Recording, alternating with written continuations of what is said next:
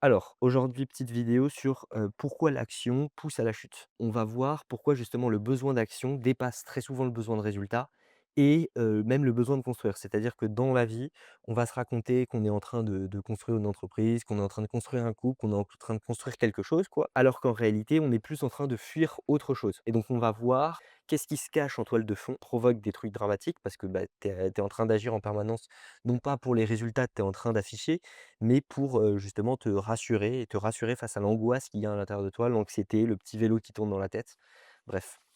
Et donc on va traiter le rapport à soi, le rapport à son couple, le rapport à son business et pourquoi la plupart des actions sont inutiles en général et souvent des actions uniquement pour se fuir. Alors c'est quoi les grands points qu'on fuit en général? C'est la fuite du vide, la peur du vide, ça peut être ça, la culpabilité, donc c'est des choses qu'on fuit ou ça peut être, l'angoisse de demain, ça peut être, l'incertitude, ça peut être plein de trucs comme ça. Donc dans le business comme dans la vie, ça peut avoir des conséquences dramatiques. L'humain déteste globalement quand il se passe rien.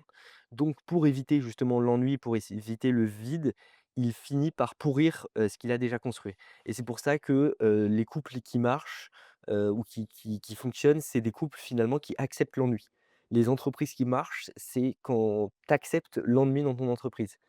Si tu as tout le temps besoin qu'il se passe quelque chose, bah, ça va être problématique parce que, bah, tu vas créer du chaos dans ta propre, structure, dans ta propre vie familiale, dans tout ça, pour qu'il se passe des trucs justement. Cette fuite, elle est dangereuse parce que, elle va finir par détruire ce qu'on a déjà réalisé. La recherche d'intensité est souvent une fuite de soi, donc là, dans la vidéo, je vais lister un peu toutes les fuites, qu'on peut avoir.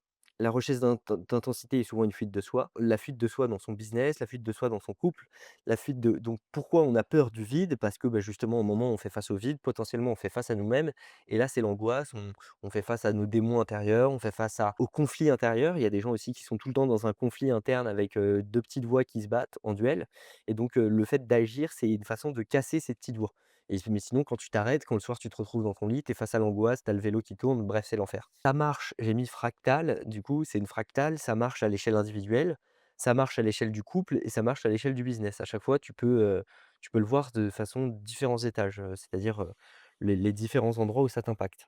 Ça peut être du coup une fuite de soi, par exemple, dans le côté fractal, fuite de soi dans le rapport à soi, fuite de soi dans le rapport, au couple et fuite de soi dans le rapport au business. La recherche d'intensité quand la recherche d'intensité dépasse la volonté de construire, bah, ça amène de la destruction. Il y a beaucoup de gens qui sont, justement dans une espèce d'intensité, hem, comment dire? Un peu, traumatique, c'est-à-dire ils savent pas se sentir, quand il se passe rien et donc ils sont obligés, un peu comme le mec qui va se mettre sous drogue pour pouvoir, sentir et avoir des sensations fortes. Bah, il y a des gens, en fait, au bout d'un moment, quand tu sais bien te sentir, tu as une bonne capacité à te sentir, tu peux te sentir en te promenant ou en respirant juste. Sauf que tant que tu as besoin de cette intensité, bah, tu peux aller la chercher dans le business. Sauf que si tu vas chercher l'intensité dans le business, bah, tu es pas en train de construire le business comme tu dis, mais tu es en train de chercher de l'intensité et donc ça ne rend pas service à ton business qu'il se passe tout le temps quelque chose. Ça, c'est un exemple qui est flagrant et que vous avez déjà vu. Beaucoup de personnes qui sont en couple vont, vont une fois qu'il se passe plus rien, en fait, une fois qu'il y a plus de problèmes dans leur couple, recréer les problèmes justement pour qu'il se passe des choses. C'est une façon de redynamiser en fait, le couple, de redynamiser, de remettre du sens en fait. Parce qu'il y a beaucoup de gens qui fonctionnent au problème. Il faut que mon cerveau résoute des problèmes et donc s'il y a plus de problèmes, ils vont créer des problèmes. Il peut y avoir aussi ce truc-là, la fuite de la peur qui dépasse la volonté de construire. Donc, souvent les gens qui vont être dans la peur, dans l'anxiété, ils vont avoir des routines, très rigides avec, étape A, étape B, étape C justement, affirmation affirmation positive pour se rassurer que c'est des bonnes personnes, que ça va marcher dans le business, que tout ça. Plutôt que faire face en fait à l'inconnu qui est: «Je ne sais pas ce qui va se passer, mais bon, on va faire au mieux, quoi» et comme ils sont pas construits à l'intérieur, comme on n'est pas forcément toujours construit partout, bah, à cet endroit-là, ça va être une façon de rassurer, l'enfant en soi qui est paniqué. Ouais et quand la fuite de la peur dépasse la volonté de construire, moi j'avais un exemple de quelqu'un qui est terrifié, un proche un peu éloigné, qui est terrifié, par le réchauffement climatique et le mec pour se rassurer, va trier bien son compost. En mode, «J'éteins bien ma lumière, c'est bon», et c'est une façon de non mais de toute façon si la planète brûle, c'est pas éteindre ta lumière ou trier ton compost qui va changer quelque chose. Mais sauf que le problème, c'est pas qu'il trie son compost ou qu'il éteigne sa lumière, je m'en fous. Le problème, c'est qu'il fasse ça pour, enfin le problème, c'est qu'il est en train de faire ça pour se rassurer, comme si ça marchait. Comme si, physiquement, en fait, une fois qu'il avait bien éteint la lumière, trié son compost, il y avait plus de réchauffement climatique ou il y avait plus de changement climatique. Je parle pas de l'existence ou non du réchauffement climatique, je parle juste de sa relation à ça, quoi. Donc là, on le voit bien quand le rituel dépasse, finalement la réelle volonté de, régler le problème et il y a plein de gens qui sont comme ça et qui vont avoir des routines sportives très calées, une routine, une hygiène de vie, je me lève à telle heure, machin et en fait, c'est juste de l'angoisse déguisée en routine très rigidifiante. L'action est souvent un palliatif à l'angoisse. Bah oui, parce qu'en fait, quand tu fais quelque chose, justement, tu es en train de t'occuper de l'esprit et donc, ça te permet d'éviter de penser aux problèmes et quand tu as pas de capacité à encaisser les problèmes intérieurement, bah, tu vas chercher à tout le temps, construire des trucs dans l'environnement, c'est-à-dire, meubler l'environnement, un peu comme une, conversation où tu te retrouves face à quelqu'un et tu es pas capable de rester, sans rien dire et donc tu vas, mettre des mots justement pour fuir ce sentiment d'angoisse. Bah, là, c'est pareil, c'est une fractale. On peut l'observer dans des micro-conversations avec quelqu'un ou on peut l'observer finalement dans le, rapport à soi où on va tout le temps, mettre des trucs dans sa journée pour, justement se rassurer, faire descendre la pression et se dire: «Ah c'est bon, j'ai bien fait, tant de trucs dans ma journée». Tu n'agis plus dans l'intérêt du système, tu agis sur le système voilà et donc le problème, c'est que tu es pas en train d'agir dans l'intérêt du système comme tu es en train de te raconter, c'est-à-dire le système couple, le système entreprise, le système, je sais pas quoi. Tu es en train d'agir pour te rassurer et donc bah, c'est pas dit que ça serve vraiment ton entreprise, tu peux même la couler de cette façon. C'est pas dit que ça sauve vraiment ton couple, tu peux même le couler de cette façon. Je t'arrête 2 secondes dans la vidéo parce que je t'ai préparé un petit doc avec, l'audit de tes 7 derniers jours. Ça te permet de te poser quelques questions. En fait, c'est 5 questions précisément. Ça te donne des ressources pour savoir si c'est l'angoisse qui te drive ou si c'est réellement le désir d'avancer et tout ça, avec des petites phrases sympas, l'inaction intelligente, bah, l'action compulsive par exemple. Bref, là-dedans, tu trouveras des ressources, des questions que moi je peux avoir tendance à me poser, l'exercice que je fais chaque semaine, un truc sur l'effet Cobra, un petit truc sympa. Donc, n'hésite pas, c'est gratuit, tu peux aller chercher. Et n'hésite pas à t'abonner si t'aimes la vidéo et si t'aimes mon travail. N'hésite pas à me faire un petit retour en commentaire. Globalement, oui, il y a un truc qui est important à comprendre, c'est un business, globalement, tu ne le crées pas, tu le trouves. Et c'est un point qui est important à dire parce que ça permet de comprendre qu'il y a une part de chance au fait de faire tenir un business. Et donc, une fois que tu as trouvé ce point de chance, il va pas falloir faire trop de conneries. Et c'est pareil avec un couple. Il y a une part de chance au fait de trouver un partenaire avec qui ça match. Et donc une fois que tu as trouvé le bon partenaire, va pas falloir faire trop de conneries. Tu pas tout puissant, c'est-à-dire que tu ne crées pas un business, tu trouves un business que tu fais fonctionner. C'est plus ça. Tu ne crées pas un marché, tu trouves un marché qui est disponible. Et donc c'est pareil dans la relation, dans un couple et tout, tu ne crées pas un couple, enfin, bien sûr que tu construis en partie quelque chose dedans, mais c'est bien davantage le fait de trouver une personne, avec qui tu es bien, que de construire un couple qui sera bien. Et donc c'est pour ça qu'il y a une grosse part d'aléatoire, qui peut être assez violente en fait à encaisser. Perdre et rendre. Ah oui, ça c'est un petit passage d'un livre de Sénèque que j'aime bien. Il dit: «Ne dis jamais: "J'ai perdu cela", mais j'ai rendu cela".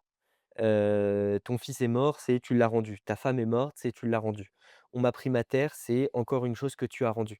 C'est-à-dire que les choses dans ce monde, ne t'appartiennent pas et tant que tu as pas accepté ce truc-là, tu vas essayer de te battre pour continuer de bloquer les choses, de faire comme si elles t'appartenaient alors que bon, bah, tu vas finir par mourir comme tout le monde et toute chose finit par mourir en fait à un moment, c'est le principe de cette vie et donc si tu pas à l'aise avec cette angoisse de mort, bah, tu vas essayer de maintenir les choses plus longtemps que ce qu'elles sont censées durer et donc tu vas finir par te broyer, te forcer à faire tenir des trucs qui finalement au bout d'un moment tu vas t'écraser quoi. Parce que si tu fais tenir quelque chose au-delà de sa durée de vie, maximale, tu es en train, de te cramer tes propres ressources pour pouvoir un peu comme, le socialisme.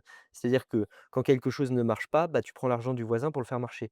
Bah, là, c'est pareil, c'est-à-dire que si, quelque chose ne marche pas, au lieu d'accepter et de faire le deuil, bah, tu vas continuer à mettre de l'énergie dans un truc qui marche pas, alors qu'il faut au bout d'un moment élaguer et couper les branches. Voilà. Alors 70 des actions ouais, globalement, dans un business ou même en général, 70 des actions, au doigt mouillé sont inutiles. D'un point de vue utilitariste donc, voire même contre-productif. C'est-à-dire que surtout quand tu es dans de la stratégie, que tu fais un business et que tu es niveau stratège, bah, en fait, tu as de grandes chances que si jamais tu as la mauvaise idée, la mauvaise action et tout ça et que tu mets tout le monde sur des rails, bah, il y a de fortes chances de te gourer et donc, faut mieux prendre son temps avant d'agir, même si c'est important de tester et d'avoir la capacité de prendre des feedbacks. Il faut mieux quand même prendre son temps parce qu'une bonne partie des actions sont inutiles et tant que tu as pas subsumé ton angoisse, tant que tu as pas, été au-delà de ton angoisse, bah, tu n'agis pas justement pour construire, tu agis pour te rassurer, mais du coup, c'est dangereux et du coup, la conclusion de ça, c'est qu'on passe notre temps à mettre des coups d'épée dans l'eau. Au lieu de construire réellement, on est en train d'essayer d'agir pour se rassurer, c'est contre-productif. Donc, un point important, c'est prendre le temps de respirer et puis au bout d'un moment, si tu as pas de sécurité intérieure, il va falloir l'installer avec quelqu'un, avec un professionnel, avec quelqu'un qui sait faire. Il se trouve que, voilà, j'ai la compétence. Oui, aussi, il y a beaucoup de gens qui sont dans ce référentiel-là, c'est qu'il y a beaucoup de gens qui agissent pour agir, pour se dire: «Ouais, j'ai travaillé 12 heures par jour, j'ai travaillé 10 heures par jour, je peux être fier de moi» et souvent, c'est dû à des croyances, qui ont été insérées, par les parents en disant: «Oui, il faut travailler dur pour réussir» et ce genre de trucs. Donc les personnes vont faire durer, sur un temps de 12 heures, ce qui aurait pu tenir sur 3 heures, juste pour se dire: «J'ai galéré». Donc c'est bien de sortir de ce truc-là pour, ne pas culpabiliser quand tu travailles pas et pour, pouvoir profiter de tes pauses et être présent justement à ce que tu fais. Il faut agir si tu veux avoir des résultats. Oui, surtout si c'est le début d'un business ou n'importe quoi. Par contre, il y en a d'autres qui ont ce problème-là, c'est il faut vraiment agir. Il faut tenter des trucs, tenter, retenter et mais tenter sur des périodes d'au moins 1 à 3 mois quoi, minimum. Parce que justement, tu ne sais pas, quand les spaghettis vont coller contre un mur. Ça, c'est pas de moi, c'est un mec qui dit ça. C'est en gros le business, c'est tu jettes des spaghettis contre un mur et au bout d'un moment ça colle et tu te dis: «Ah tiens» et donc là tu fais gaffe. Tu minimises l'action une fois que tu as trouvé le point où ça colle et tu te concentres sur ce qui marche déjà. Et en fait, si tu fais pas ça, tu risques de perturber le système, que tu ne comprends pas entièrement, mais qui marche en partie par une combinaison d'action et de chance. C'est toujours ça qui fait que quelque chose marche. Donc la clé, ce n'est pas de rajouter des couches. Globalement, c'est d'en enlever, c'est d'élaguer. Une fois que tu as quelque chose qui marche, après, il faut enlever et voir quelles pierres sont en trop, parce qu'en fait, il y en a souvent. Parce que quand tu as une dizaine de variables et que tu te fais fonctionner quelque chose, tu sais pas à quoi c'est dû exactement, pourquoi ça a marché. Et donc, c'est intéressant plutôt d'en rajouter une pour complexifier, d'enlever une variable pour voir si, en fait, en enlevant une variable, ça tient toujours. Et puis si ça commence à se casser la gueule, tu la remets et tu enlèves une autre variable et tu testes comme ça. Ouais, si vous êtes dans un business, un point important, c'est d'avoir toujours un élagueur. Quelqu'un qui a du recul, qui a la capacité de dire: «Attends, ça sert à rien, ça sert à quelque chose» et ça permet de, se concentrer sur l'essentiel et c'est le plus dur justement. Ce qui planque le plus le bois globalement, c'est les dépenses hasardeuses. Pour ça que couper en fait finalement, et virer des gens, dans les pôles qui servent à rien, c'est le plus utile plutôt que de remettre d'autres, dépenses. Et ça marche de la même façon pour le travail sur soi, c'est-à-dire que pour se comprendre, c'est pas rajouter des couches, c'est pas ajouter des piles de choses pour des outils, machin et tout. C'est aller vers soi et au bout d'un moment, enlever des couches. C'est se mettre à nu, enlever les vêtements. Donc je peux pas faire de meilleure métaphore que ça, je suis désolé. Donc ce qui plante le plus, ce sont les dépenses hasardeuses. Ce qui va te perdre le plus personnellement, c'est de rajouter des couches et donc c'est vraiment pas compliqué de lancer un business. Par contre, c'est très facile à faire cracher. Donc une fois que tu as lancé quelque chose, tu minimises l'action. Partir dans tous les sens comme un adolescent, voilà, donc l'adolescent ou l'enfant qui a envie d'être rassuré, qui fait 1000 trucs à la fois, qui est pas capable d'élaguer, justement de faire des choix. Hem, ou comme celui qui ne veut tellement pas se fai tromper, qui finit par tout saboter. Bon, ça, on s'en fout. Prochaine vidéo, je vais peut-être faire une vidéo sur les antitélies, l'effet Cobra, l'effet iatrogène. C'est un point qui est intéressant. C'est-à-dire que pourquoi l'action, pourquoi quand tu prends des décisions, tu mets de l'action et tout ça, tu peux créer des effets contraires à ce que tu cherches. Et donc comment minimiser justement ces antitélies, ces événements contraires. Conclusion, c'est avoir la capacité d'attendre, avoir la capacité d'élaguer, comprendre si ça marche, que ce n'est pas grâce à toi, du coup, tu vas pas pouvoir récupérer grand chose d'un point de vue égotique, c'est dommage, mais en même temps, ça marche mieux en fait finalement quand tu es pas, trop impliqué émotionnellement que, c'est un gros facteur chance, si quelque chose marche donc descendre de son arrogance, c'est très bien. Comprendre que tu ne comprends pas vraiment les systèmes complexes, que en général quand quelque chose marche, c'est trop complexe pour comprendre exactement quelles sont les micro variables qui fait que ça marche? Ouais et puis globalement, on va s'arrêter là. J'espère que la vidéo vous a plu, j'espère que ça vous sera utile. N'hésitez pas à me dire si ça vous est utile, si vous voulez d'autres formats comme ça et puis on se dit à bientôt. Ciao tout le monde.